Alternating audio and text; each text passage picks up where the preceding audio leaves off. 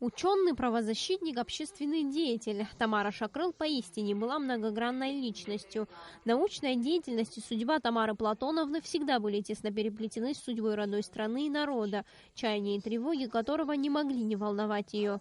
Борьба за права и свободу абхазов стала делом всей ее жизни. Именно так они отзывались те, кто сюда пришел. Выступающие говорили о том, каким отважным человеком была Тамара Платоновна. Одно из свидетельств тому – письмо Сталину. Надо прямо сказать, что люди, действительно составляющие совесть народа, объявляются порочными. Такое положение не сулит много добра нашему общему делу. Все это надо вытравить. Надо дать перевес правде, и чем быстрее, тем лучше.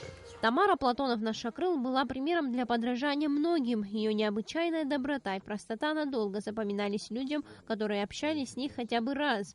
Впервые я с ней встретилась в 1959 году. Из письма генеральному секретарю. Я закончила аспирантуру, и моя трудовая деятельность, собственно говоря, началась под ее руководством.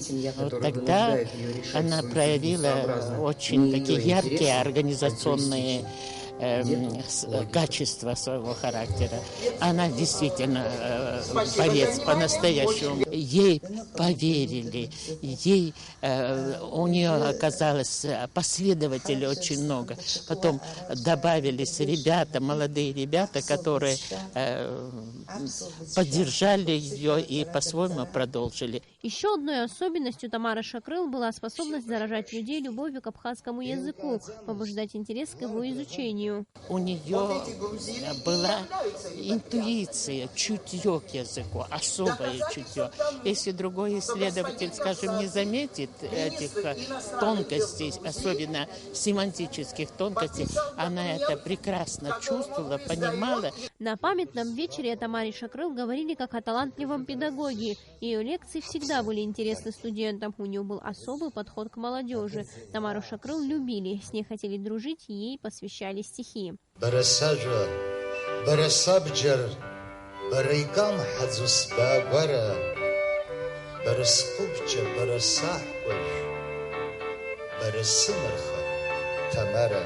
Сегодня Тамары Шакрыл особенно не хватает ее семье. Она была также особенной дома, никогда не повышала голоса, учила нас вести себя достойно, говорят близкие ей люди. Это был интеллигентный человек, не только где-то. Ее интеллигентность каждую секунду, где бы он находился, о чем бы он ни говорил, проявлялась. Она могла говорить с нами, с детьми в деревне, или даже она могла что-то делать там по сельскому хозяйству, по огороду. Но то, как она себя держала, то, о чем она говорила, таким вот очень взвешенным, тихим голосом, и то, как она от нас это требовала, вот, говорила о том, что это вот очень культурный человек в самом-самом вот, исконном смысле этого слова. Она была очень разносторонним человеком. Она прекрасно разбиралась в искусстве. Множество теплых слов было сказано в этот вечер о Тамаре Шакрыл. Друзья, соратники и коллеги запомнили ее как талантливого ученого, удивительного человека, патриота.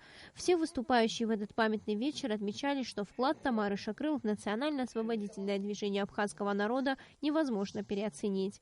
Сария Смыр, Михаил Братухин, Абхазское телевидение.